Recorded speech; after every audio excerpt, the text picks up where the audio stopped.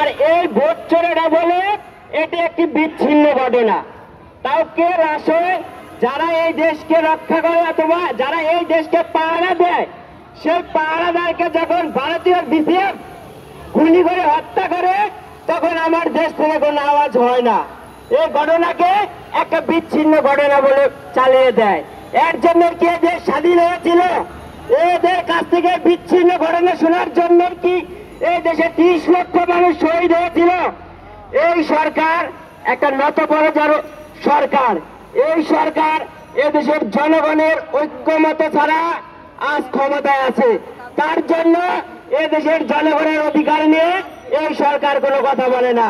তারা কথা বলে বাইরের দেশের অধিকার নিয়ে। এই সরকার একের পর এক ভোট ডাকাতি করে এদেশের মানুষের অধিকার ক্ষুণ্ণ করেছে।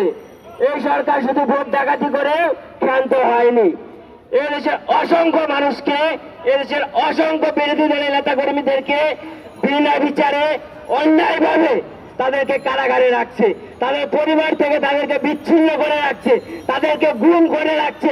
এই সরকারের মানুষ চোরের সরকারে পরিণত হয়ে গেছে। বন্ধুগণ, আমরা বলতে চাই এই সরকারের এই ব্যর্থতার কারণে এই সরকার কোনো কিছু সামাল দিতে পারছে না। জনগণের উপর দায় দায়িত্ব নাই দেখে এই সরকার জনগণের কথা চিন্তা করছে না।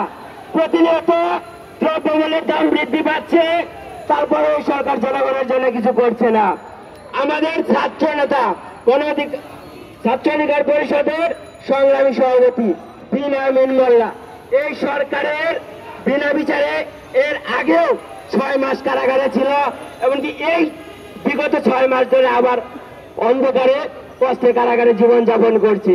শুধুমাত্র এদেশের মানুষের অধিকার নিয়ে কথা বলছে, এদেশের মানুষের ভোটের অধিকার নিয়ে কথা বলছে।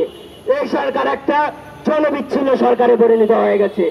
আমরা বলতে চাই এই জনবিচ্ছিন্ন সরকারকে, এই ভোট ডাকাতির সরকারকে, এই মানুষ চোরের সরকারকে এদেশের জনগণ ঐক্যবদ্ধ করে এই সরকারকে তার ক্ষমতা থেকে নামাবে।